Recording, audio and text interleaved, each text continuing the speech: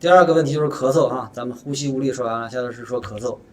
咳嗽目的是干嘛？是要排痰是吧？排痰就是要做雾化了啊。雾化除了有排痰作用，还能消炎是吧？湿化。湿化的时候呢是用盐水，然后呢消炎的时候用布列奈德，然后祛痰的时候呢有这个祛痰药啊。